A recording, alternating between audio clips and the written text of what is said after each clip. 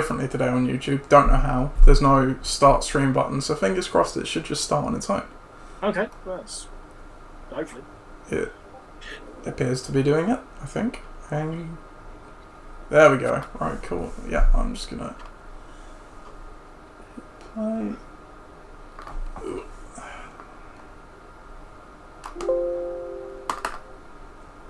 The whole Liam Kumar Day effect, not really happening. Nigel couldn't make it. Yeah. I rang up Mendon, he said he could make it. Don't think this whole Phil, credit to the guy, he always manages to do well what he has to. He is a shocking person. You guys got a trophy? No. It was pre-vim. No, my life from Rashad Mendon. Right, you go. Cancel. I'm a tag, Jack. I'm a fucking tag. Hello and welcome to the first in-season episode of the LOC Report for 2020. We made it here. Congratulations to everyone. The draft has happened. And in other news of things that don't change, Chris is also here. How's it going? Chris? Good day. Yeah. I mean, I'm buzzed. That's it. I must admit, it's able to come off the draft. That's it. We're in that weird period now where everything seems to happen to people's teams, which is never a good thing. But yeah, we are. Well, as of tomorrow, we're less than a week away from the season, which is 6 months ago was quite unbelievable. So yeah, it's something that we can look forward to. That's yeah, you're right. It is. I mean, it's been an odd year for many ways, but I think this is the first year in probably quite a few years now that we haven't drafted in the last weekend leading up to the game. There was definitely a year where I remember I think it maybe was even the keepers, when the keepers was here, where we did early-ish August, early mid-August, and that was very strange, and obviously we didn't do that out of choice. That was, I think, out of necessity. But so it kind of odd. Yeah, like you say, even 3 months ago it was kind of hard to imagine everything being here, but we're obviously happy it is all here, and draft was a success, if I do say so, but everyone seemed to have fun. Yeah, no doubt. I mean, and I think everything worked out, even the ability to draft in that way, offline for everybody, as in remotely for everybody. Yeah. It certainly worked as a test. Yeah. I'm not sure how it I don't know how special it felt in comparison to what it usually did. I think it sort of missed the occasion, but we'll certainly come to that. We'll get onto that. First, of course, we'll get the league news out of the way, and then we'll bring you the draft recap.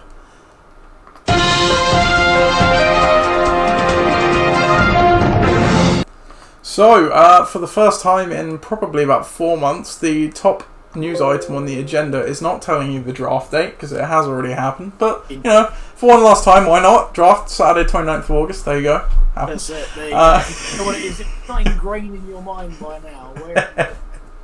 Yeah, just don't keep it so ingrained that you confuse next year's date.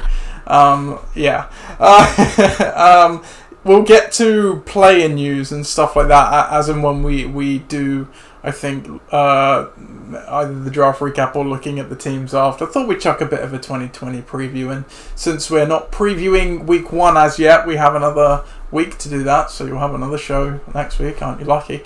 No real news that I can think of other than as you already mentioned, Chris, the first game is next Thursday, so keep an eye on that. Obviously, you are welcome to use your reserve spots. I'm not sure anyone has anyone that is eligible for them. There might be one player, I can't remember which one it is, but you can use those and there is a chance there is a positive corona test. And actually, speaking of which, the NFL has had no positive coronavirus tests, I think, for nearly a week now or something like that. Yeah, whatever they're doing right now is definitely working a treat, and I think that if they can continue doing that throughout the year, then that's going to be great. I suppose it helps when you are only going from your home to the facility to back to the home. Yes, absolutely. Which is going to be these guys' ways of life for the next 3 or 4 months. And quite rightly so. If it's your job just to do that, then you're not going to go out and just crazily socialise and miss out on thousands of dollars worth of appearance So it's just it doesn't seem right. But yeah, I mean, overall, yeah. And if anyone's been watching Hard Knocks as well, I say it's been quite, I love Hard Knocks. Yeah, it's been good behind the scenes, and they do push the message. Every time you see how seriously they're taking it. So yeah. I know that a few, we probably went on a month ago on here and said that we didn't really know where the direction was for COVID testing there, but it's certainly at ground level for the clubs. They are taking it very seriously. So yeah, it's good to see. Yeah, definitely. Like you said there, Road to World put it, they're almost in like a pseudo bubble at the moment, where they're not kind of like the NBA where they're all in one location staying there. They are obviously in their relative locales, but they are predominantly at home or at the facility, is the sense I get, like you said, from watching Hard Knocks, and they've got lots of measures in place. So when they start travelling and having to stay in hotels and whatnot, obviously that becomes a bit more of a risk, and obviously it will happen. It's inevitable. Whether it happens to key fantasy players or not remains to be seen. But again, you would say that it probably will. But yeah, for the time being, so far so good. So that's good. No other news there then. So let's just get straight into the 2020 draft. So we start off as we always do with a little preamble. Had a bit of housekeeping. We obviously gave. I didn't give you your little trophy for the final cherry on top of 2019, but I will give you to that at Football Tomorrow if you're going. I'll be there. Good. And then, of course, we did the Hall of Fame, and we announced the inductee was Iksan for their draft magic. That's magical 7-year stretch without a single losing season. I will mail that out to Ben at some point. And the committee also announced that they used their induction on my dad's nomination of head of marketing for all the costumes and basically being a key proponent in the foundation of the league and why we're all here. So as a member of the committee, you can certainly speak to the reasons behind that. Yeah, well, this is it. And when I was on talking about it when we did the pod for it, the reasons there are clear, and I think that there was a special inductee, then that was definitely the way to go. So, for sure, you're right. It all goes back to the foundations of why we're all here, and that is more deserving than anything else. Yeah, absolutely. And so that is his second induction as well, first by the committee. We also revealed the Corona Bowl 12 logo. First time I actually bothered to use the Corona font, but there, nice and jazzy. Only took 12 years. And of course, I won't play it now, but we have the draft video, which you can go and watch. That is on YouTube as well. Chris, how many times have you watched it? Be honest. I haven't had time to watch it again. That's fair. That's a good excuse to hide the real answer. It's good. It's really good, and I think that of things that are well done, that have sort of have snowballed as years have gone by. That's definitely it.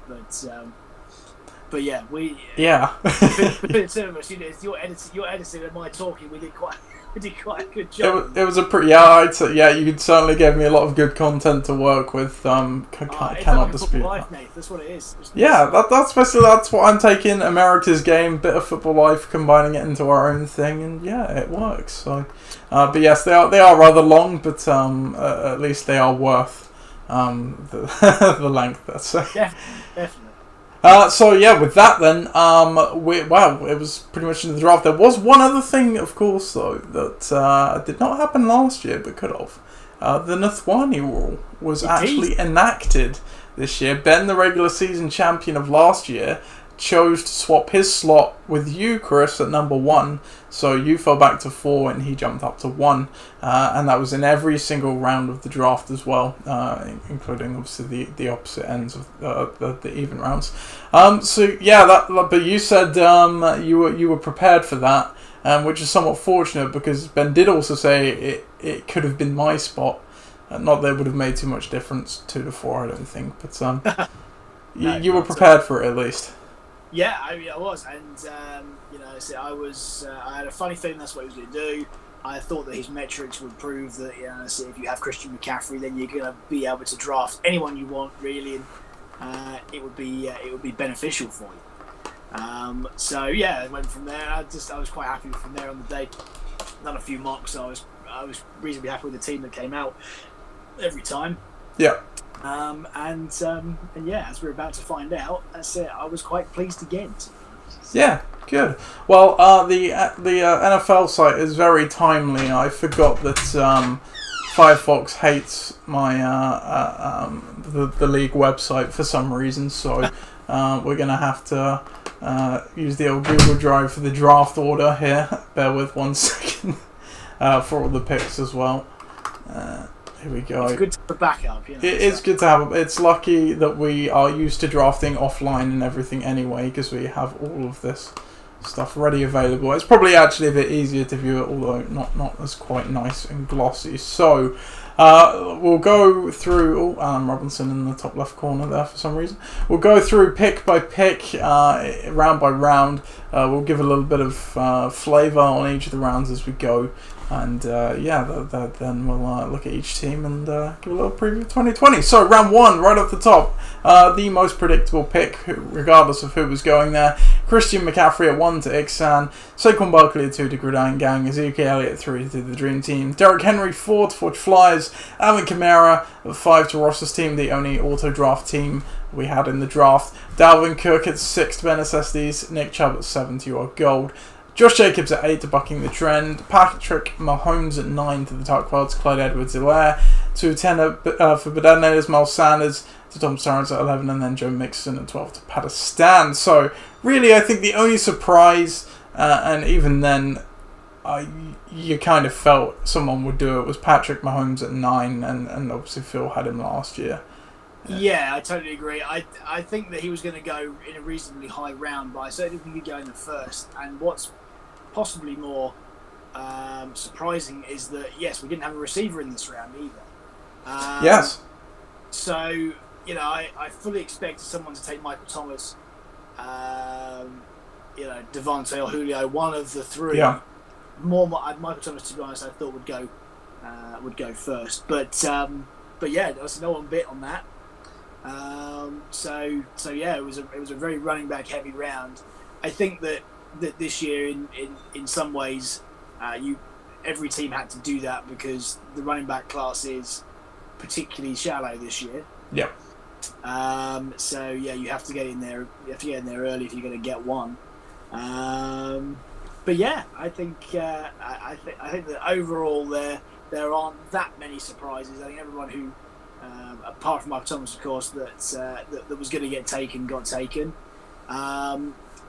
Time will tell if some are value or not. I think we know, looking back at the previous year's draft, that there is almost a guarantee that some of these running backs will not pan out or just will not live up to the draft stock. Well, that's right, and it's I think when you take a first round pick, we would take like Alvin Kamara for example this year.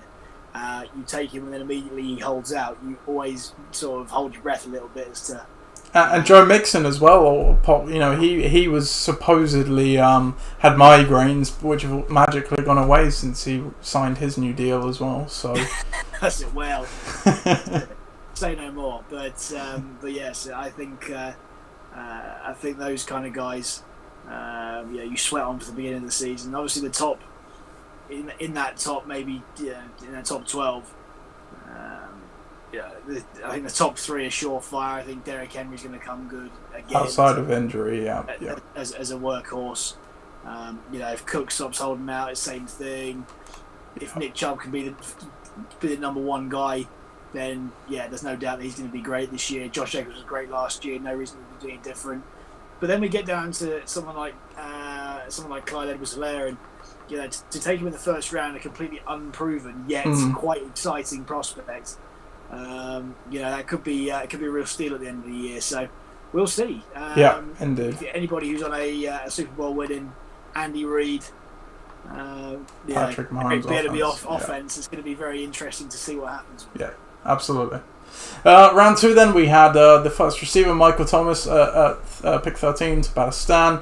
Then Devontae Adams to Tom's Tyrants, Julio Jones to the Detonators, DeAndre Hopkins to the Tark Farts, Tyreek Hill to Bucking the Trend, Kenyon Drake to our Gold. First tight end, Travis Kelce to Ben Necessities, Aaron Jones auto-drafted to Ross's team, Lamar Jackson to Forge Flyers, Chris Godwin to the Dream Team, Austin Eckler to Gridiron Gang, and Xan to Chris Carson at the end. And again, I really don't think there's anything ultimately surprising about this round.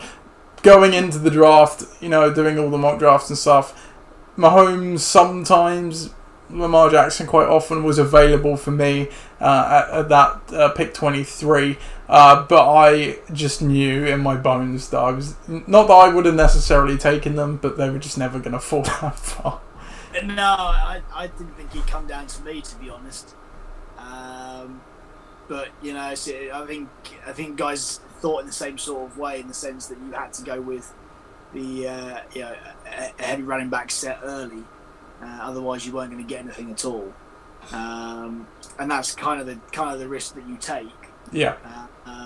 In that second round, is that especially when you get offered a chance with someone like Lamar Jackson down there, you've got to just say, well, he's going to count for as many points as, if not more, than a stud running back. So a stud running back plus 100 maybe, if on a good year. So, but yeah, again, as you say, completely expected. Everybody who was in there, there's no one you'd laugh at and say they don't belong. No, definitely not. Then moving on to round 3, this was the first most surprising pick for me of the draft, and we'll come back to it after I read it off. So it was Dak Prescott to Ixan at the top of the 3rd round, Kenny Golladay to Gridiron Gang, George Kittle to the Dream Team, James Conner to Forge Flies, Michael Evans to Ross's team, Jonathan Taylor to Bare Necessities, Adam Thielen to Your Gold, Leonard Fournette to Bucking the Trend, Mark Ingram to the Tuck Fards, Odell Beckham Jr. to the Detonators, Todd Gurley to Tom's Tyrants, and Amari Cooper to Palestine. There are a few things in this round that need unpacking. Dak Prescott to Ixan at the top of the 3rd round was the real first eyebrow-raising pick for me. Just purely based on, look, I can absolutely see him paying that off with the weapons he has around him. He's a bit more of a mobile. He's probably obviously not on the level of Lamar, probably a bit behind Patrick Mahomes. With all the stuff he's got around him, there's no reason he can't challenge for the top 2 scoring. But I just don't know if it needed to be done at the top of the 3rd round. I think you're right. I think Ben may have... I don't think he's overdrafted in there, because I think that his value to the end of the year may well be elite. However, I do think that in his head he's probably gone, you know what, if I don't get him here, then I've got a long time before my next pick. The chance of someone going for him is going to be quite high. Yeah. So I can sort of get the thought process. Sure. Especially if it's somebody that you target reasonably early. Mm. But I'd say, I think for me, I think that's right. If he was at the bottom of the 3rd, I think that'd be fair enough. Yeah, no, you are right. You make a good point with the doubleheader. Yeah. Yeah, but the one for me, I think, is if you look down, you go, well, I think those 3rd round receivers, Golladay, Kittle, that's fine. Connor's fine where he is there. Mike Evans is fine. You get that Jonathan Taylor, I think that's a big gamble. Massive. Yeah. In the 3rd round, but yeah, I think that could be very boom or bust at the end of the year, especially with how they ran it last year. Obviously in hindsight, that Leonard Fournette pick could be a complete waste of one as well. Yeah, I don't know about you on that. I know personally, I'd basically written him off my board. It would have taken him to fall probably to at least round 6, I think, before I would have taken a chance on that. On you could just tell that they're trying to bail, Yeah. And at this point of the year, if you're getting rid of some real, decent players, and they have done in the last week or so, obviously getting rid of Ngakoue as well.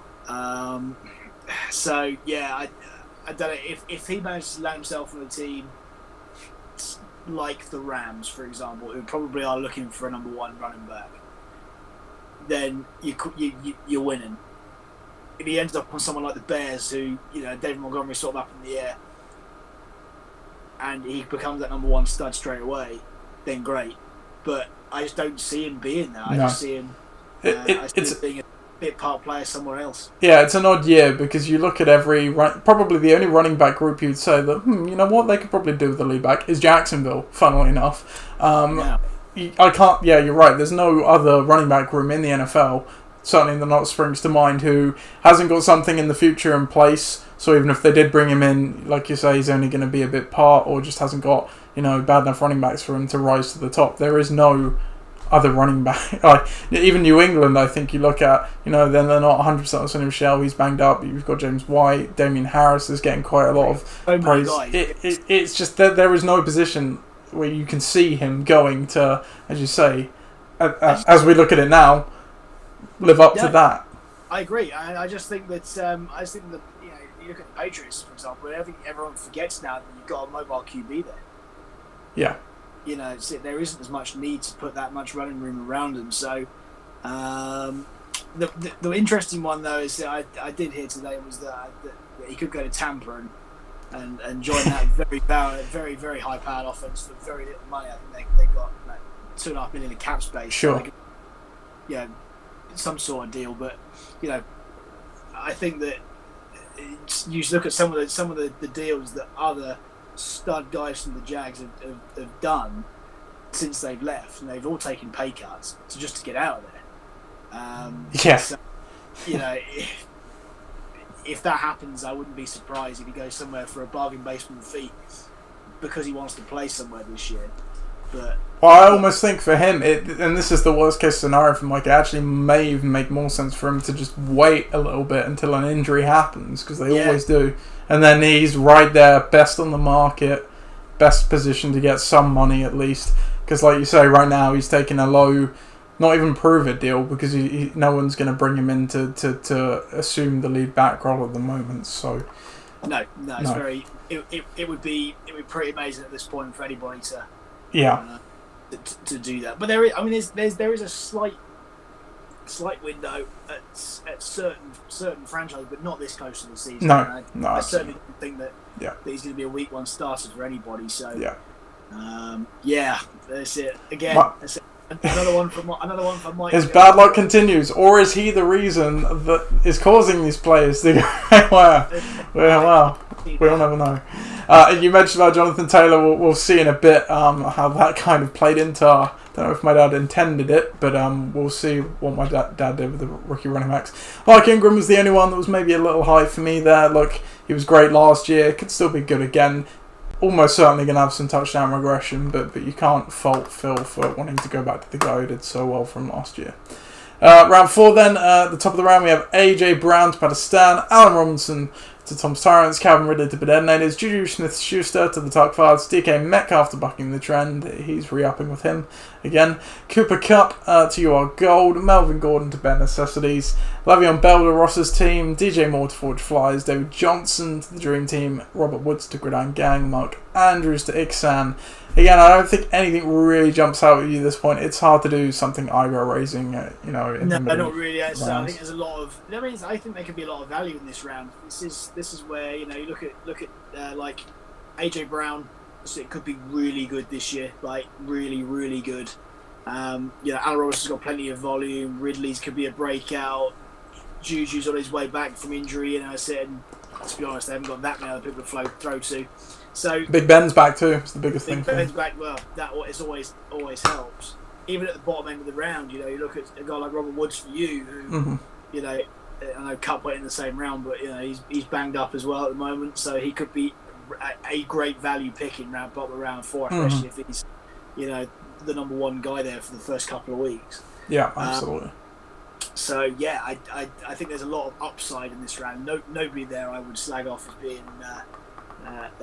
As being a poor pick. However, I would say that Le'Veon Bell is the one that at the end of the year, we could look back and go, didn't really do a lot, but we'll see. It's just, that's an auto-drafted one, and it almost seemed destined to happen, because much like Fournette, a lot of people will have taken him off until, you're starting to draft your backups in round 6 or whatever, just because, the opportunity there is enormous. he could be the lead back for the Jets, but you've got Adam Gase, Frank Gore's obviously it's just a nightmare. So if auto draft didn't take him there, he would have absolutely fallen to round 5 and possibly beyond.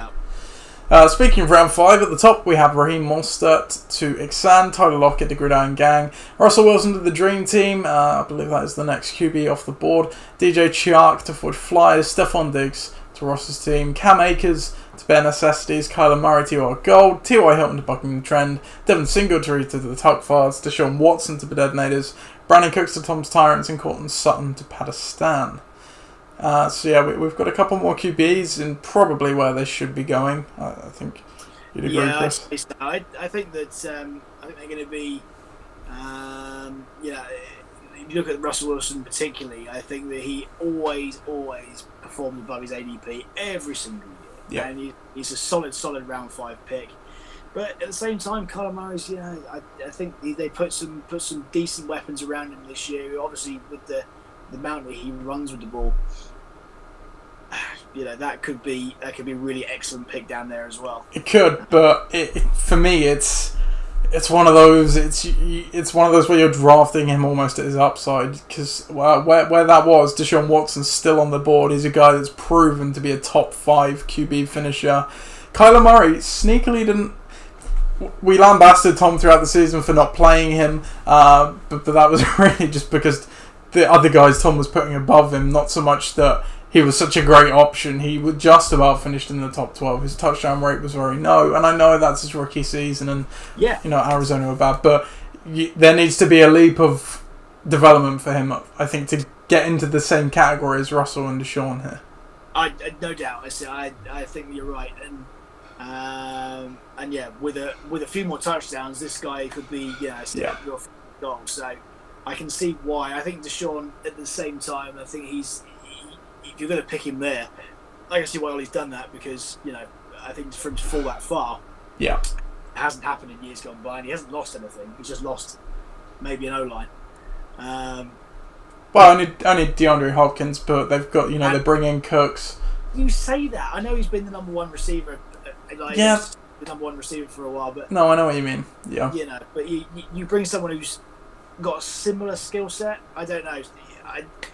Plus, if you have a whole season of your deep threat and a decent running back behind you, then but I do think it was the trade will either be complete pure gold and you'll Bill O'Brien will be a genius in the first 2 weeks, or it's going to get to week 4 and it hasn't worked out, and you know what's going to happen. So at the same time, there's a lot of guys sit those tier 2 wide receiver ones sit on those teams that that aren't going to be up there and doing things this year. The likes of DJ Chucks for Jacksonville, Diggs, Hilton, even Brandon Cooks.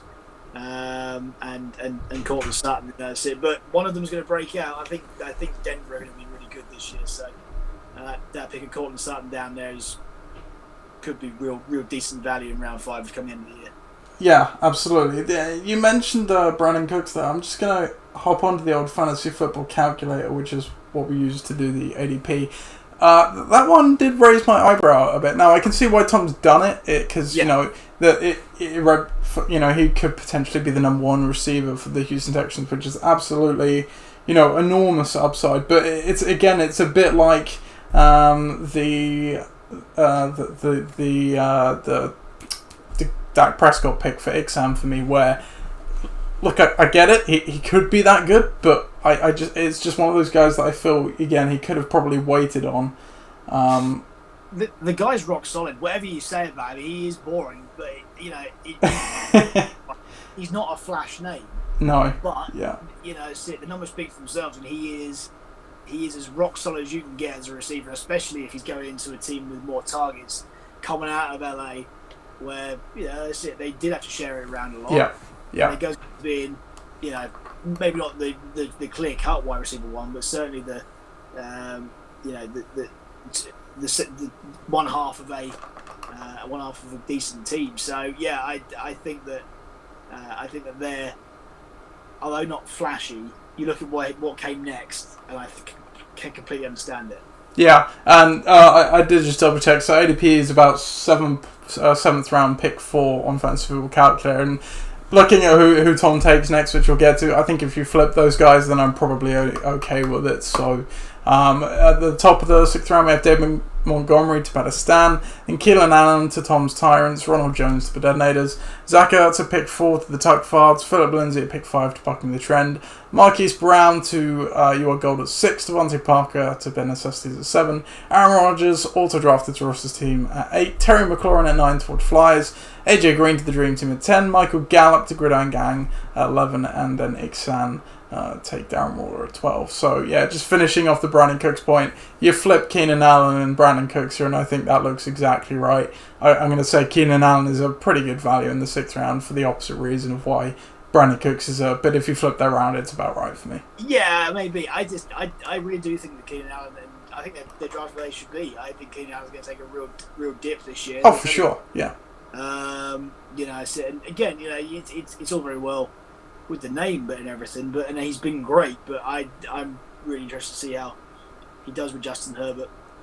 I think that. It's Tyrod starting week 1, so he's not going to last though. I hate to say it. So no. But later on in the year, I mean, we know what Tyrod can do, and he is very middle of the road. But he was a serviceable QB for a while in Buffalo. But yeah, they're prepping their big gun behind. He's got a big arm. So once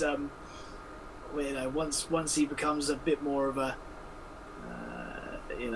an element in that first team, I think you'll see Keenan Allen rocket because he's going to be that number one target all the time. But the one player I think in this round that I do, well, there's 2 of them really. I think I can see why Ronald Jones has been picked that high. Yeah, that's about it's about right. But you look at a guy like Philip Lindsay, who, yes, he's perennially underrated in what he does, and he's been great the last few years. Since Ollie took him a couple of years ago and burst on the scene. I'm just not sure what he's really going to do in that offense. Now that Melvin Gordon's there, whether he's just going to be a bit part player or indeed he's going to be, that change of pace guy that they're looking for. But this is the real problem with Philip Lindsay this year because he's in a split backfield again. He was last year. Royce Freeman was obviously splitting the load a fair bit with him, but Philip Lindsay was still getting the goal line touches. That is not going to happen with Melvin Gordon. You also add in that Melvin Gordon is a better receiver than Royce Freeman. Maybe not. Well, maybe he is better than Philip Lindsay, and he can pass block better than Philip Lindsay in the passing game as well. So you're right. It's and I think Mike perhaps panicked a bit with this pick, which is easy to do in round 6 because you've got a lot of speculative guys that with the upside, and then you have the kind of safe guys, but they're never going to really hit a lot high. But if we just go down to your pick, which was one of my values for the draft, Terry McLaurin at pick number 69, that was a guy I was considering at the back end of round 4 for me, my round 4 pick. So for him to fall all the way to round 6, I think is a screaming value there. I totally agree. I know, and this is a bit of this is one of the the fantasy website's favourite phrases: recency bias. So and I'm going to be very careful here. The Washington football team. They weren't very good last year offensively, obviously. So they had their new QB, and Dwayne Haskins has to be a bit better this year, surely. Ron Rivera's come in and he's trying to make it a little bit more credible than perhaps it was before. But they haven't really got many other people to throw to. And I just thought at this point, you know what? Yeah, no. He was great. He was great at the back down the stretch last year for Pat. So why would he be any different? So yeah, I think he's a second receiver at this point. That's it. You can't really argue too much there. No, definitely not. Aaron Rodgers, the only thing to know that was definitely way too high for him, but again, it's auto draft, so we can't criticise. We'll come back to the Darren Waller pick, which I'm pretty much okay with, but we'll tackle that as a pair when we talk about round 7. So at the top we've got Jared Cook going to Ixan, Will Fuller to Gridiron Gang, Kareem Hunt to the Dream Team, Julian Edelman to Forge Flyers, Marlon Mack to Ross's team, DeAndre Swift to Bare Necessities, Jordan Howard to Your Gold, Marvin Jones bucking the trend, Sony Michelle to the Tuck Files, Tyler Boyd to Bid Ednators, Michael Hardman to Tom's Terrence, and Debo Samuel to Padistan. So yeah, let's tackle the double dipping on the tight ends. Bearing in mind, he's already got Travis Kelce as well, I think. Did he take him? Mark Andrews already. I don't mind the Waller one, because again, in the same vein where you mentioned with the Dak Prescott pick, he's definitely not going to be there by the time he comes back to you in round 8. Fair enough. I think he's probably between round 7 and 8 in terms of value. But combine that with the Jared Cook one. Tight ends, as you showed last year and some other players showed, can absolutely be valuable to your team. But there is just no questioning that upside is so capped compared to some of the other players we're seeing in this round. You're absolutely right, and you are praying for a touchdown. I mean, don't get me wrong, like, there was times where I was sat in Vegas last year, just like watching the Seahawks game where I was going, I'm listening, I'm sat there listening, Will Disney, please tell me that's it. And you're hoping that that's the case, and that's the only way that these guys really. I mean, Darren Waller was a complete difference maker for me last year because he was a tight end that played like a receiver. Yeah. But any of the other tight ends that I had, such as I had Hooper for a while, I had Jacob Hollister for a while, those guys, it was touchdown or bust, and that is such a risky play. Now, I think that particularly with Jared Cook is that yes, he did really well back end of last year, really well. Whoever picked him up, he was very good for me. Yeah, was excellent, right? But is that going to happen again this year? Now, it's hard to see. I think it's hard to see because they've added a credible receiver on the other side of Emmanuel Sanders. I think that a healthy Alvin Kamara as well. I assume Kamara will be back, so then that's even more volume. Yes, he's a big red zone target, but when you look down the list of other guys who may score you more consistent points over the course of the year here, such as, I know Will Fuller goes next, but he's certainly more exciting than that. Or say for guys like Tyler Boyd and Marvin Jones at the bottom of the draft. I can't believe how Tyler Boyd made it.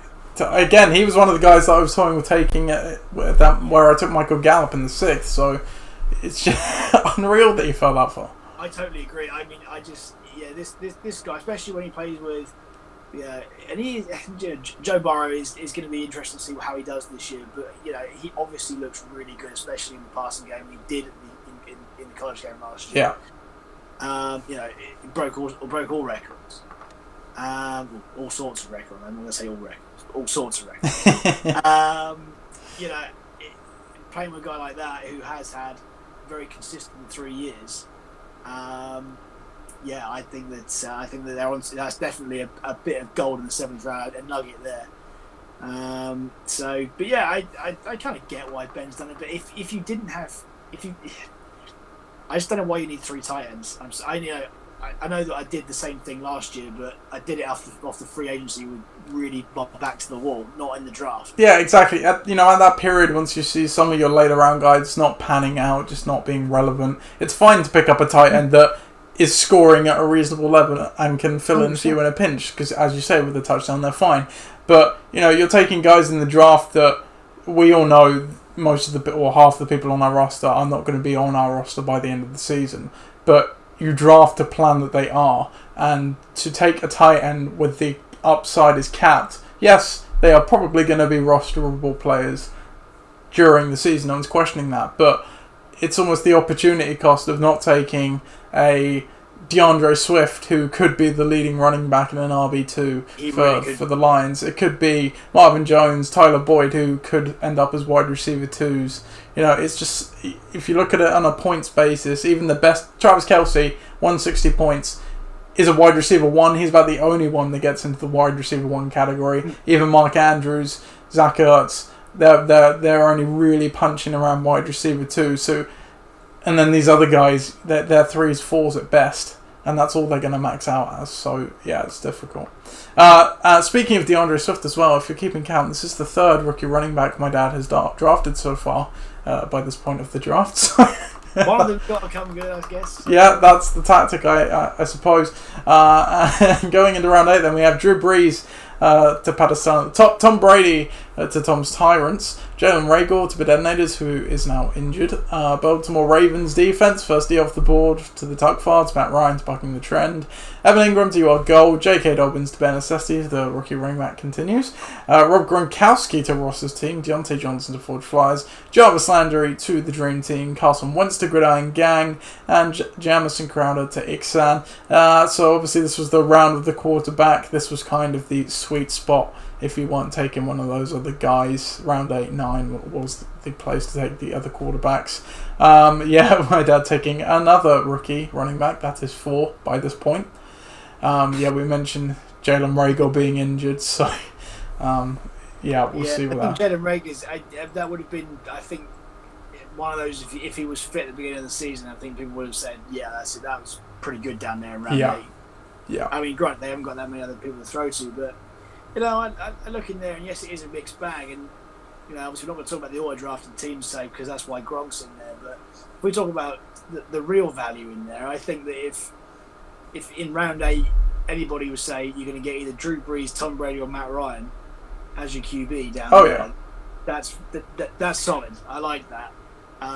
But Jarvis Landry falling to round 8. I was just going to highlight that as well. Look, he's a guy that I think if you took him round 6, round 7, you're probably going to end up maybe a bit disappointed. He could absolutely be a good receiver, but to get a guy like that in round 8, and I think by this point, has the Dream Team drafted a QB by this point? Maybe they have. I'm not sure, but he's your probably your second backup. If you've taken a third backup, if you've not taken a QB, which is a great place to get him for the upside he represents. I agree. Going into round 9 then, we didn't mention the first D off the board as well, but I can understand why they're going to be absolute. They're going to kick some ass this year. So. Yeah. Round 9, Kerryon Johnson to Ixan, Zach Moss to Gridiron Gang, San Francisco 49ers to the Dream Team, Pittsburgh Steelers to Forge Flyers, Hunter Henry to Ross's team, Josh Allen to Bare Necessities, Anthony Miller to Your Gold, Austin Hooper to Bucking the Trend, Emmanuel Sanders to the Tugfards, Bills defense to the Detonators, Antonio Gibson to Tom's Tyrants, and Tevin Coleman to Pakistan. Nothing really jumping out at me there to talk about. That's you're looking for upside. I think if you're looking for upside, you're looking at guys like Zach Moss and Antonio Gibson. I think particularly Zach Moss and Antonio Gibson, to be honest with you, because they really can be difference makers in their offense. Other than that, everybody else is either established or a backup. So. Exactly, or fairly speculative, maybe in Anthony Miller. Round 10 then, we have Darius Slayton to Pakistan, Henry Ruggs to Tom's Tyrants, CeeDee Lamb to the Detonators, Adrian Peterson to the Tugfards, and Keel Harry to Bucking the Trend. Jonnu Smith to your gold, Matthew Stafford to Ben SSD's double backing on the quarterbacks there. Matt Breda to Ross's team, Jerry Jeudy to Forged Flyers, Alexander Mattison to the Dream Team, Sterling Shepard to Gridiron Gang, and the Patriots D to Ixan. This is the round of the rookie wide receiver. Yes, very much so. 3 rookie wide receivers here. I mean, all of them are really good. I mean, they really are. I mean, all of them are absolutely out of this world and God. I mean, for very different reasons, I think they're going to succeed. I think that Henry Ruggs is a week 1 starter in the slot for the Raiders, and we know how Dan Waller did in the same sort of position, and Renfro did last year in the same sort of position at the back end. So I think that's going to be really exciting. Obviously, CeeDee Lamb in an electric Cowboys offense. Mm-hmm. There's only good things being talked about him. We overlooking Keel Harry, but he could be the guy on the outside for the Patriots. And this one I struggle with just as a Patriots fan. I obviously see a bit more about in Keel Harry, and the reports have not been overly glowing, very inconsistent. What I've heard so far, so I can see why without being as in touch with the Patriots, he would go here and absolutely he's I guess Kelvin Benjamin-esque receiver who had success with Cam Newton, but we'll see. But he made him serviceable, and that's possibly what you're looking for. But they haven't got a great deal of other targets. No, not behind Edelman. No. Edelman. So and then Jerry Jeudy down there. Who, he's going to be the the Broncos number 2 from the get go. So yeah, somebody's going to strike gold. It's just quite exactly. It's a crapshoot at this point. I think it's going to be Henry Ruggs. Though I'm going to go there.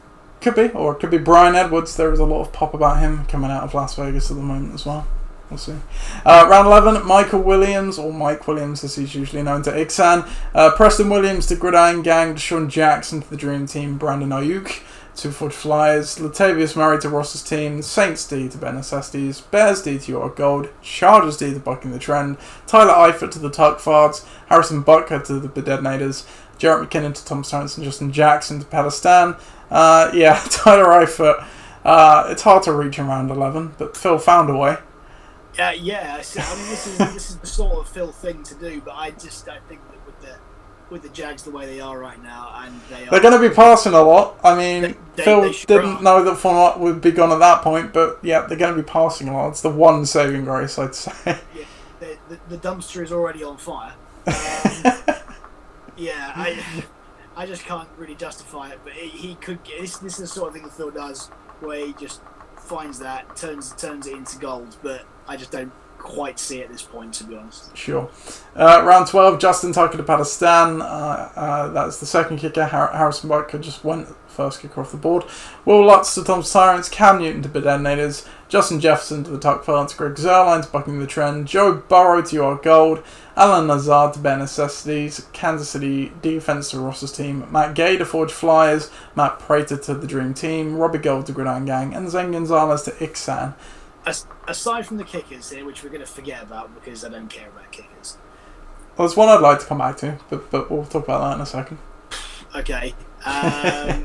Is it? Oh, yes, of course. Yeah, I think I know what you're going to say. Well, that as well. Okay, 2 kickers. Yes, but, you look at the QBs down there, and you look at particularly Cam Newton down there, and if there's 1 year that he could be taken in a low round, it could really, really thrive, it's going to be this one. And I think that's a really canny ad from Ollie there. I think Joe Burrow in there is an interesting pick. I know that he's the number 1 overall. It's probably worth seeing how he goes for the first couple of weeks. But I don't think that he's going to be nearly as dynamic as Cam. To get to round 12 and still be on the board is value for me. Another obviously rookie wide receiver as well, Justin Jefferson. Yeah. Is truly excellent. But may fall down the pecking order in Minnesota just for now. But I think he may have himself later in the year. So as a bit of a flyer in the 12th round, it's a nice position to find yourself in. The only problem I have with the Cam Newton Joe Burrow picks, and I'm not gonna harp on it too hard because it's easy to cut these guys and they'll probably still be there. But I don't mind these kind of picks when you've got if you have like a Matt Stafford as your starting quarterback or something like that, or a Josh Allen or whatever, where there's a bit of suspect. You take 2, one will pan out. Ollie took Deshaun Watson, I think. Ollie B, that is, and then Ollie Gardner. Did he take Russell Wilson or someone like that? I've already forgotten. Let's look at the team. If they did, that's it. I know this is a tactic Ollie Badette likes to play a lot. Well, this is what I was going to mention. Sorry, he took Kyler Murray. So, okay, the Kyler Murray one I can see a bit more. But again, we already mentioned that he was maybe is that the first time that someone's picked the first round pick in 2 consecutive drafts? Quite possibly. Yeah. Look, the way that we changed our league, where obviously we've reduced the spots, we also reduced the bench spot. Holding a QB with only 5 bench spots just feels like an inefficient use at the moment to me. Because you look at some of the guys on the free agency right now, I don't even think Daniel Jones got drafted, and he's one of the kind of sleeper QB picks. But you've got guys like Phillip Rivers there, Ben Roethlisberger. I don't know, it just kind of feels like I'm not going to ding them too much because, like I say, it's easy to just cut these guys and then they'll be there when they need them. Yeah. But it just seems to me, why wouldn't you take a dart throw receiver or running back that you could, like a Damian Harris, who's still out there, by the way, who, if he's that start week, he could prove massively valuable as opposed to a second quarterback for, you know what I mean? Yeah, I would definitely. I definitely think that, and you got more time to use these guys. But I don't know. I think that taking a QB it's an interesting play because they can give you something different. You know, I get when you've got a double team of Murray and Joe Burrow, because they offer two completely different aspects of how you do fantasy football. I don't really get. I mean, I'd say Cam and Deshaun may be a bit more similar, although they'll be interesting to see how Cam's used in New England as opposed to how he was in Carolina, where he had a bit more free reign. I led to believe. So, yeah, I think that I think it's going to work out more for Ollie Gardner as opposed to Ollie Burdett, but that's not to say that it's not one of Ollie's tactics, and he's a great trade chip if possible. So yeah, for sure. Yeah, the two kicker notes I had, Robbie Gould, obviously, everyone was very upset that your Gold did not draft Robbie Gould there. Why is he not his number one kicker? I don't Indeed. Other one, Matt Gay may not be the Buccaneers kicker this year, so that's a bit of an issue, that. But don't worry. They just signed Ryan Suckup, who you know quite well from his Tennessee days. Indeed, which is absolutely fine. I don't really care who it is who's the kicker, as long as he plays for the Buccaneers. So yeah, that's fair. And then finally, round 13, James White, Ixan, Colts D to Gridiron Gang, Alshon Jeffrey did the Dream Team, Hayden Hurst to Forge Flies, Young Kwaku to Ross's team, Kami Fairbairn to Ben SSDs, Chris Boswell to your Gold, Sean McCoy to Bucking the Trend, Jake Elliott to the Dark Files, Michael Pittman Jr. to Bedenators, Eagles D to Tom Sorensen, Jake Butt to Pakistan. Look, James White's actually, I think, a pretty good value here. Obviously, far more valuable in PPR, but he is a good outlet for Cam to throw to. But other than that, you've got Michael Pittman as a dart throw, but nothing really else raising an eye there. No, I dare say, apart from the I mean, say you've got Shady McCoy down there who gets drafted to a team again. It's probably has since been dropped, but yes. So, yeah, at least he got drafted again. So indeed. But yeah, indeed. That's nothing you can say down in round 13 though. Like, no. Who cares? Yeah, exactly. So with that, we'll just cover off. There have been some waiver moves already, especially in wake of the Leonard Fournette stuff. So straight after the draft, Pat did drop Jake Butt. He did that just for the comedic effect, Mr. Irrelevant, the butt of the draft for the Broncos D. Viv was very quick to go in and add Raquel Armstead and drop Alshon Jeffrey after the Fournette news. He could end up being the lead in the committee. We shall see. Chris Thompson's in town, who Bucking the Trend did add and dropped LaShawn McCoy, and then. I wasn't the quickest to get Raquel Armstead. I saw a good report on James Robinson the other day, so I thought I'd have a tipple, see if any news or anything came out. Nothing did, so I just grabbed my defense back, the Colts there, and that was that. So, but nothing major. Nothing massively exciting. No. I don't really think that anyone's going to be particularly exciting in the committee there anyway. So. No, yeah, you look at that team, and we already touched briefly on that. It's going to be dumpster fire. Chris Thompson, if he's healthy, is going to be playing a lot because they're going to be chasing games, not, you would think. So, we'll go down the teams now and do a little bit of a team profile, say how we like each team, maybe, and then we'll circle back at the end, maybe do a best or favourite and least favourite pick of the draft and favourite and least favourite team, and then we'll call it a day there. So, Tom's Tyrants, to start with them, they are here. Ignore the matchup, we will talk about that next week. So, in their starting lineup, and starting lineups may not represent the strength of the team or how it was drafted, it's just how it's going for week one, but we'll obviously cover the bench too. So, quarterback Tom Brady. In the skill positions, we have Devontae Adams, Miles Sanders, Keenan Allen, Allen Robinson, Todd Gurley, kicker Will Lutz in the Eagles D. Then on the bench, we have Brandon Cooks, Jarrett McKinnon, Mecole Hardman, Henry Ruggs, and Antonio Gibson. I think Tom's got a pretty solid team.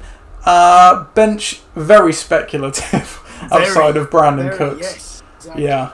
What do you make of Tom's Tyrants? I think that if he gets if particularly Ruggs and Gibson hit, then I think that is a real shot in the arm. The starting lineup is, as you say, solid. However, if Todd Gurley doesn't play the whole year, which he's been threatened to do for the whole of this time, then that's a massive hole. In place of Brandon Cooks, yes, it's reasonably solid, but there's nothing behind that. He has his own injury issues as well with those concussions that linger. So everybody else should be okay to go for week 1. I am so interested to see what Tom Brady does. Yeah, me too. Yeah, I'm really interested to see if it was all him or all the system, and it's certainly going to find its way out. I mean, there hasn't been that many names that have gone to other teams. No. In their prime. I say in their prime. Manning was the most recent one, right? It was Manning to the Broncos is the most, but before that, it would have probably been Joe Montana to Kansas City, or maybe Drew Bledsoe to the Bills, but it wasn't on the same level, obviously. No, I think you're right. I think there's definitely shades of Peyton here. He's definitely got the weapons around him, so. Yeah, I'm really intrigued to see what happens there. But yeah, I think if he can have one of those career years, then Tom's going to be put himself in the mix, no doubt. Mm-hmm. I think Devontae Adams is still stud. I think Allen Robinson's going to get enough volume to be able to sustain himself. His kicker and D are going to be particularly solid. I think week in, week out. Keenan Allen's going to be is the one for me though, because I think that. He has every chance of being great, but only with the right QB and the right service. And if they don't get that, then he's just going to be another very average wide receiver, but not on his own merit. Yeah, for sure. Whilst you look on the other side with Ollie's, and I think... Yeah, let's go down his team. So he's got Deshaun Watson, Julio Jones, Clyde Edwards-Helaire, Tyler Boyd, Calvin Ridley, and Ronald Jones. Butker and the Bills, special teams. Then on the bench, Cam Newton, Odell Beckham Jr., CeeDee Lamb, Michael Pittman, and Jalen Reagor. Actually, probably a very similar team to Tom's, I would say. If you sub in Beckham over Jones, which is what would have been drafted, those rosters are very on a similar kilter for me. And the bench is equally, speculative in terms of... I think he's got better receivers. I really do. I think he's got better receivers. Yeah, for sure. I think that... he's covered off the base as well. The fact that he's got either Julio or Ridley, and both of them could be like Godwin and Evans last year. I really believe that. So they've got a big year coming their way. Tyler Boyd should be solid, especially with a bit more, maybe not consistent QB play, but there's going to be targets coming his way. Running backs are the one here for me is that if Clyde is the guy. It will be very clear straight away. He should be a guy because they haven't got anybody else really who can take that mantle. What's Ronald Jones? I don't know. There's a reason why they're not overly hot on him, and I think that because they're going to be very, very aerially dominated. I just don't think they're going to be he's going to have nearly as much opportunity as perhaps other parts of that offense, but yeah, and say his kicker and defense are great as well, especially the Bills D. I think they're gonna kick some ass this year as well. So, yeah, and you put in Beckham over Jones, as you say. Yeah, I think that's a really strong receiver lineup there. I think that's a scary receiver. Yeah, for sure. We'll go on to your team next then, Chris. So, quarterback, we have Lamar Jackson. Then at the skill positions, Derrick Henry, James Conner, Julian Edelman, DJ Moore, and Terry McLaurin. Kicker, Matt Gay, and the Steelers D. On the bench, we have Hayden Hurst, DJ Chark, Deontay Johnson, Jerry Jeudy, and Brandon Ayuk. So, again, I think it's a solid starting roster. If Conner stays healthy, he'll absolutely pay off where you took him and be key to your team. Edelman, I'm not in the camp of a lot of people are completely writing him off just because Tom's not in town anymore. And yes, the passes are going to drop with Cam Newton and maybe the quality of the passes because he had a mind meld with Brady, but he's got to throw to someone. He's still the main receiver. That I'm fine with that too. Solid team, and then DJ Chark, he could. We talk about Jags playing from behind or who they're going to throw to. It's obviously going to be him.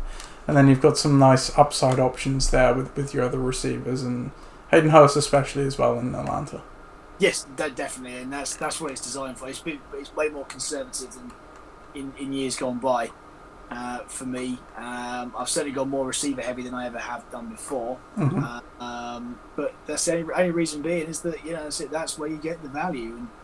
And yes, that's it. The skill positions, especially at receiver, they're not a top tier teams, but they are going to get plenty of volume. But it's Lamar that I'm really hoping that. That will turn on the fireworks this year. Because, indeed, yeah. I'm so looking forward to having him on my team. Yeah, it's always nice to have a high-scoring quarterback just to just tide you over. Looking at Phil's team then, obviously hasn't said his lineup, but we'll read it down anyway. So he's got Emmanuel Sanders, Mark Ingram, Adrian Peterson as running backs there, Tyler Eifert and Zach Ertz, DeAndre Hopkins, Patrick Mahomes, Smith-Schuster, Sonny Michel, Devin Singletary, Justin Jefferson, and Elliott in the Ravens D. You love Patrick Mahomes, but I kind of get the sense Phil is going to need Mahomes to play well to kind of... He's going to need Mahomes to play well and Big Ben to keep fit, because after that, his next best player, I think, is Juju by an absolute country mile. Other than that, he's got so many speculative running backs that I just can't, Ingram could be boom or bust. Peterson's on his way out. Michelle, who knows? Michelle is in a committee. Singletary also in a committee. He's almost in the Philip Lindsay category now, where he's not going to get the goal line work, and he's not as good a pass catching back as Zach Moss. No, 100%. And even his receivers, it's outside of Juju. You look at him and you go, well, Hopkins, yes, he is statistically the number one receiver in the last 3 years, but the volume's going down. Yeah, absolutely. It's a new place. They'd be crazy not to use him a lot, but just not in the same sort of way, and he doesn't have the same sort of relationship. No, and they've got 4 receivers on the field at any given time, so the ball can go to any of those, and the spreading it around is what Cliff Kingsbury offense does. So for Phil, very very on a shaky ground. He's going to need uphill battle there. Yeah. Then we go to bucking the trend. So we've got Matt Ryan, quarterback, T.Y. Hilton, Josh Jacobs, Tyreek Hill, DK Metcalf, and N'Keal Harry in the skill positions. Zerline Chargers D. On the bench, we've got Marvin Jones, Chris Thompson, Austin Hooper. Still got Leonard Fournette and Philip Lindsay. And, again, much similar to Phil's team. There's a bit more to like on Mike's team, I think. But I think he's going to need Matt Ryan, Josh Jacobs and Hill to do well to drag the rest of his team through. I think Metcalf's going to be good this year. I think that he's going to be the guy that takes that number one mantle in Seattle. But at the same time, I think that whenever you have a third round pick or any high round pick, you just get blown out early doors. You're never going to have anybody, or rarely have anybody, the same quality to replace him. And, I do worry that N'Keal Harry is not that guy. I think ordinarily, I say ordinary.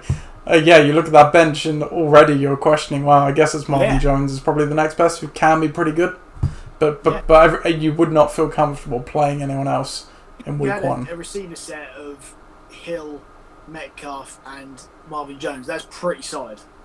Yeah. I get why he's going with Harry, because he is that number one guy on the outside at the moment. But I don't know if that's where Bill's going this year with that.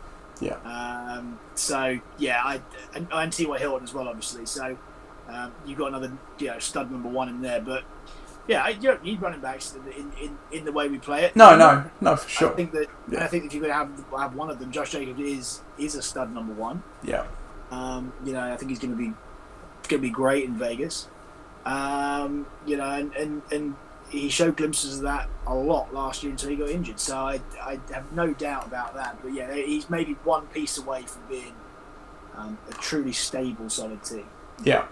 Then we go to the other side, Palestine, which was one of the favourites of Fantasy Pros. They've got Drew Brees at quarterback, Michael Thomas, Joe Mixon, Amari Cooper, AJ Brown, and Courtland Sutton at the skill positions, Tucker and the Broncos for the special teams. And on the bench we have Tevin Coleman, Justin Jackson, David Montgomery, Dibbo Samuel, and Darius Slayton.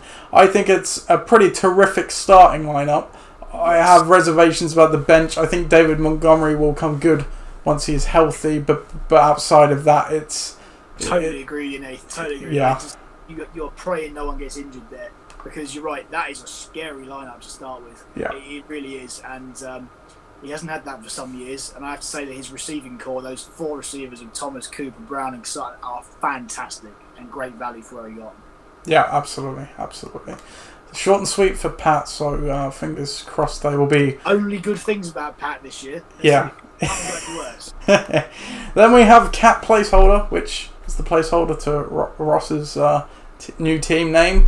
I will let him reveal what the genre will be this year for his team names.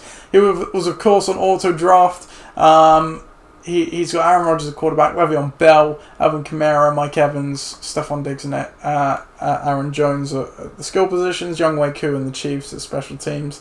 Then Gronkowski, Murray, Henry Mack, and Breda. It's a very... I call this Pakistan light because, again, the bench there, really, I don't think there's anything you would confidently call upon. But the starting lineup is just not the same quality. Rodgers, he needs to rebound in a big way, otherwise, he's just not going to be very helpful for Ross this year. And you look at guys like Bell, even Evans, it's just...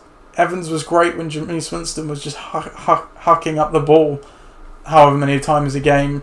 Now you've got the accurate Tom Brady, who he's not going to, I read some stuff about Mike Evans as like among the lowest separation to cornerbacks in the league. And that's fine when Jameis Winston's throwing to you because he doesn't care, but Tom Brady does care. So yeah, absolutely right, and he's not there for that. And when you've got the targets they have around him, I think they're going to see that very, very quickly. I know that he's got Latavius Murray on the bench, and I think that Latavius Murray is a really good receiver, but he's not elite like Kamara is. And I think if Kamara holds out for an extended period of time, that's a real problem for this team because if you've got a starting, running back core of Le'Veon Bell, Murray, and Aaron Jones, I'm not massively hot on that. You're right with Rodgers. This is probably just a team. One. Yeah, I think they're preparing Jordan Love for come in a couple of years' time, but before I saw the Kamara news, I would have said the only safe player I'd feel confident about this season would be Kamara, and even now, that's a bit. There is no even Diggs who's going to play with Josh Allen Buffalo. It's just, I think, I think Auto Draft has hurt Ross more this year than it helped him than it did last season. Yes, he got lucky last year with it, but. He did get Auto Draft last year, didn't he? Yeah, he did. Yeah. You are gold then. Kyler Murray at quarterback.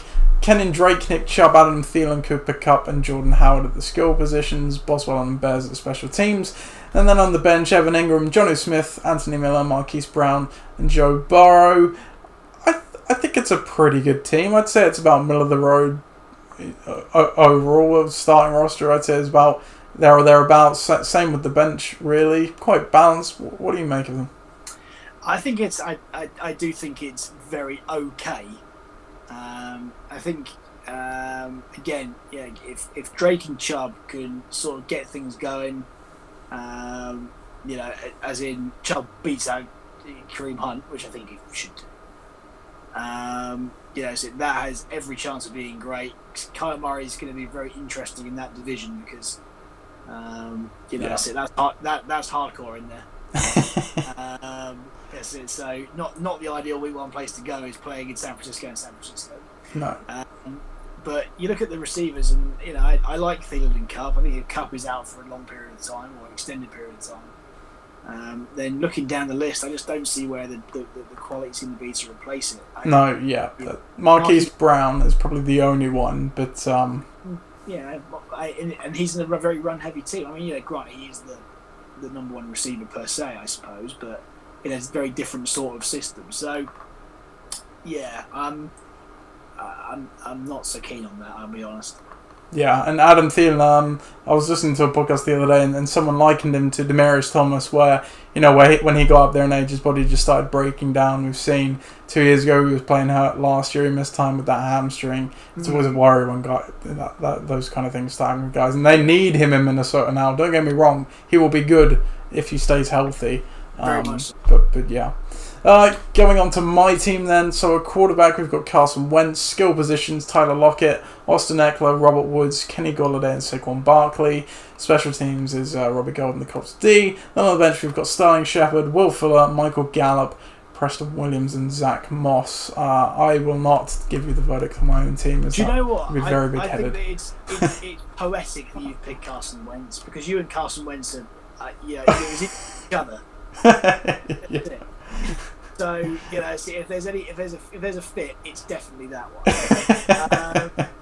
Aside from that, I think you're going to have reasonably high volume play. You look at Woods and Golladay particularly, and they're going to be high volume. I think any receiver playing with Russell Wilson, especially Lockett, who's been there for some years now, always stands to play well. Eckler for me is going to be boom or bust. I think that there's going to be there's going to be nothing really in between. However, he was great when he was the single back last year for that first half of the year, so I can see why you've gone for him. And obviously Saquon is.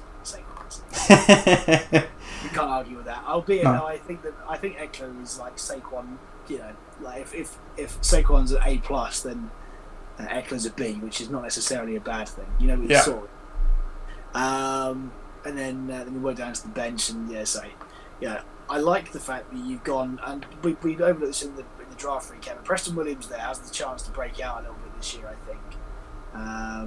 So I know he's your third receiver, probably behind Fuller and Gallup, but and Sterling Shepard's there, of course, as well. So you've got some dependable guys there, and if Zach Moss can beat out the competition in Buffalo, then he stands to be great. So I really do think you've got some depth there for the first time in a long time. You just got to hope your QB stays fit. It's cute. As I mentioned though, the waiver wire does have some names you can call on in a pinch, but fingers crossed my new way of drafting will bear some different results. Jones now there, because you hyped him up earlier on. So possibly, I'm going all in on the Giants if I do that. Looking at Ixan then, they've got Dak Prescott QB, McCaffrey, Carson, Darren Waller, Mark Andrews, and Kerryon Johnson at the skill positions. Zane Gonzalez and the Patriots for special teams. Then on the bench, Jared Cook, James White, Jamison Crowder, Raheem Mostert, and Mike Williams. I think it's another fairly strong team for Ben. I don't think it's as good as his team last year, but I think what do you think? If you put someone in the Hall of Fame, for drafting, and he drafts that team. No, I think that this is the archetypal hang on to your Holy Trinity team. I really do. If Dak, McCaffrey, and Chris Carson play well every week, then it doesn't matter who plays with them. It really doesn't. That's it. And we've seen teams like this before, and they've thrived. I think that you put the Patriots D in there, who they haven't lost anybody, have they? Well, you say that they've had Dante Hightower, Patrick Chung opt out due to but I think that's it on the defense. I can't remember. Granted, they're two reasonably big players, but that's it. In terms of who they're coached by and the discipline that they have. Sure. I think that you could put anyone in there and they would still do well in that system. So, or certainly be credible in that system. So I think that, and especially in a division they've got there, there's some QBs that are sackable in there, especially in Miami if they play them twice. They've got one game with Fitzpatrick and one with Tua, then that's going to be exciting. Other than that, his bench sucks. I'm not gonna lie. His bench is awful. Mostert's probably it was the round 5 pick. I don't know about you. I was staying well away from that just because we saw how Kyle Shanahan handled the running back touches last year. So I was thinking as we were doing this that if Fournette could end up there, he could. Could you imagine? Which is outrageous. But this is the thing, like you say, it's like you say, if you've got 2 tight ends, you don't have one. You've got 2 quarterbacks, you don't have one. It's almost the same thing with the 49ers. It's like you've got 3 running backs there, but do you have one? Like, can you count one of those guys? You don't know who's going to be there week in, week out, do you? And, no. And of all of them, I think Jerick McKinnon is the most talented and he's the most injured. So. Yeah, there you go. On the bare necessities team then, so we've got Matthew Stafford, Travis Kelce, Devontae Parker, Melvin Gordon, Dalvin Cook, Alan Lazard, Josh Allen, J.K. Dobbins, DeAndre Swift, Jonathan Taylor, Cam Akers, and Cammy Fairbairn on the Saints D. I think if you were to pick one team that was the definition of boom or bust this season, this would be it. Where we at with this one? I mean, yeah, let's be honest. He could have 4 stud rookie running backs there, and we don't know. We don't know at this point because you can't. There's no track record. There's no form. Yeah. Look, it's gonna be Dalvin Cook and 2 other running backs plus some receivers, I think, isn't it? So, oh no, excuse me, it's gonna be Dalvin Cook and Melvin Gordon, Travis Kelce, with a few other people in there. It's gonna be a wild ride for Dave. I know he's rolled the dice big time there, but I don't even want to put down. Ask me after week 3. Yeah, no, I think that's right. Because that's where you're gonna know. This could be unbelievable. But has he got a solid floor on about 4 players? Yeah, sure. Yeah, I think those are all fair comments. And then finally, we've got the dream team, man. They've got Russell Wilson at quarterback, David Johnson, Ezekiel Elliott, Chris Godwin, George Kittle, and in the starting lineup anyway, Deshaun Jackson at the skill positions, Matt Prater and the 49ers on special teams. Then on the bench, AJ Green, Jarvis Landry, Kareem Hunt, Raquel Armstead, and Alexander Mattison. What do you make of the dream team? Yes, Vince hoping for a few injuries and holdouts, I think, with 3 guys at the bottom of his bench. Otherwise, I don't know why he's playing Deshaun Jackson over Jarvis Landry, I'll be honest. Or even AJ Green. Yeah, it's... I mean, I suppose you'd say Deshaun's the top receiver at the moment in Philly. Maybe. I mean, don't get me wrong, he's got big playability, so... But we'll see. Also depends who's QB them on week 1 as well. It's true. Because it's Jalen Hurts, that's going to be hilarious. It should be once. It should be. You'd think. Should be. Strange things have happened. I agree with you. I think that aside from that, it's a superbly balanced team.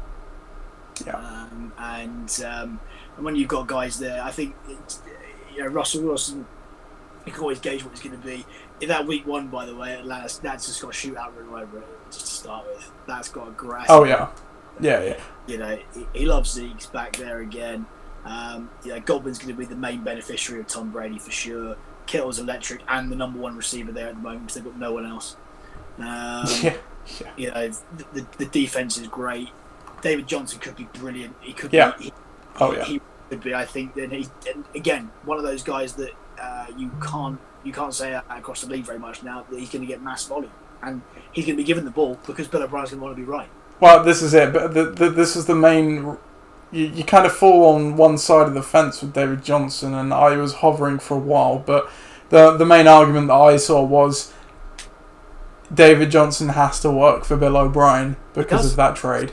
There's just no option. If he gets injured, that's that. It's that's one thing. But David Johnson has to work. So based on that, I think it's a great 4th round pick. He can get superb volume. So I think there aren't that many teams that we can say this about, and I think that there are 2 teams that have this type of balance, and that's Viv and Pat. Okay. Which, funny enough, last year were very, very well matched. So I want to see that in a completely different way this year. So, yeah. But great draft for Viv. Yeah. So that's all the teams in the draft pick. So just to tidy up then. So let's do a favorite team each, and I'm not going to say Lee's favorite because I would say the team that would how should I phrase this? The team who's going to need to prove us wrong. Should I phrase it that way? Teams need to prove us wrong is Phil's team. Yeah, I think that's fair. It's or just, your dad's. Yeah, I think if we just call between us, those are our 2 choices. Yeah, Phil's team obviously needs Mahomes to make that all work. And my dad's team, it's just the ultimate who knows at this point. Favorite team? I'm a really big fan of Pat's team. Yeah. But I do really like Viv's team as well. So it's very difficult for me to be. I'm going to remain very firmly on the fence with with one leg in Viv's camp and one leg in Pat's camp, which is not something I thought I would say. No, wouldn't have predicted that one. But I do like balance, and I do like dependability, and that's exactly why. Yeah. Both of them are very dependable. Yeah. Viv's more so, though, I think. Okay. I'm going to go with your team because when I was doing the mock drafts, and I would do quite a few mock drafts where I would draft either Mahomes or Jackson with that second or third pick, and most of the time I felt very comfortable with it. This draft more so because if you handled the top of the draft right when you got those guys and a bit of luck fell your way in the middle rounds, you could get that quarterback and some solid starters. McLaurin falling to you at 6 put the chestnut on that really for you. So I think for me at that round 2-3 spot taking that quarterback, it's kind of looking at, okay, do I value these guys more than an opportunity at running back and receiver? And if you can get those other guys to kind of fill in anyway, it's just such a huge advantage. So yeah, your team's my favourite. I think we're both agreed that the worst, or at least favourite draft pick, and we don't need to be around the bush on this one, Leonard Fournette. Not in Mike's control, obviously. Yeah, but you just can't go anywhere else at this stage. Then favourite? Do you have a favourite pick? I mean, you can probably. It's hard at this point. Before week 1 favourite. I